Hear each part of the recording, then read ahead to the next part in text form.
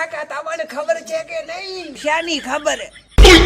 કાલે આરસીબી જીતી ગયું અને ફાઇનલમાં આવી ગયું. આરસીબી ફાઇનલમાં? એમાં ચો ચિંતા કરવાની વાત છે. આરસીબી તો ઘણી વખત આવ્યું અને જ્યો ઈ કદી જીતતો તો. પણ હરાવશે કોણ આરસીબી ને? આરસીબી ને હરાવે એવું છે કોણ? એક ધોની હતો, તો આ સાલ તો ધોનીની ટીમે પ્લેઓફમાં ના આવી. એટલે ધોની કોઈ ગાંડો થતા ઉધી ને રમ કરે. કોક દાડો તો રિટાયર થાય છે ને, તો ખેલાડીને ભૂલી જો મેન ખેલાડીને. મેન ખેલાડી કોણ છે? આખી આઈપીએલ માં મેન ખેલાડી તો એક જ છે, કિંગ કોહલી. હમણાં તો મને કોક બોલાવીશ પરો કિંગ ને, તો કિંગ નું નામ મિલ મારે આગળ. કિંગ તો પરેશ ને ભૂલી ગયો, પરેશ ને. અરે આ નામ તો ચોક વાપર્યું છે. અલે આ ગુજરાત નો કેપ્ટન.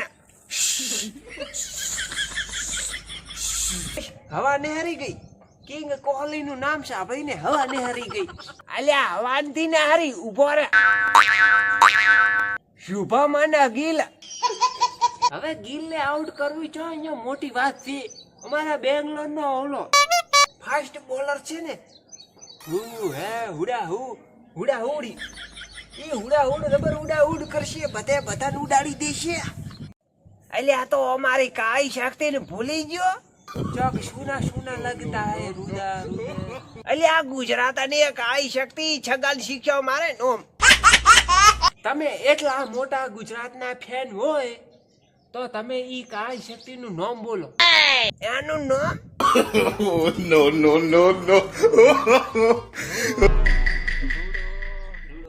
અલ્યા રૂડો ફૂવો ભૂલી ગયો. હે રૂડો ફૂવો? અલ્યા ઓલા રૂડો ફૂવો તો નથી ને કે હું નાનો હતો ને આવડો એટલે આવતા મને 5 રૂપિયા આલતા, ઉલ્લુ કરીને મને રમાડતા.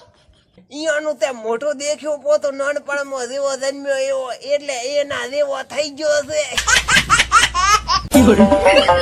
અલ્યા નાનપણમાં તો તું રૂડા ફુવા વગર 1 મિનિટ ના રહી શકતો.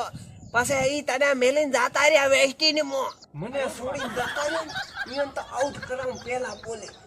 હા તને ખબર છે એ રૂડા ફુવા ને મોમા હાહરા નો છોકરો એક બેંગ્લોર માં થાય છે તે. ઈ વરે મારો બેટું કોણ વિચારવું પડશે. અલ્યા ઓલો કાયો છે ને આમ ઓઠ કરીને આવે. અલ્યા ઈ કાયાનું નામ? એનું નામ તો રોમાલિયો છે. અલ્યા ગોડા રોમાલિયો નહીં, રોબાડિયો. હવે બીજી વાતા મેલો કાકા અને મારા 1000 રૂપિયા આલો. શાના 1000 રૂપિયા? કાકા આપણે શરતા નથી લગાવી કે આરસીબી ફાઇનલમાં આવશે તો તમે મને 1000 રૂપિયા આપશો.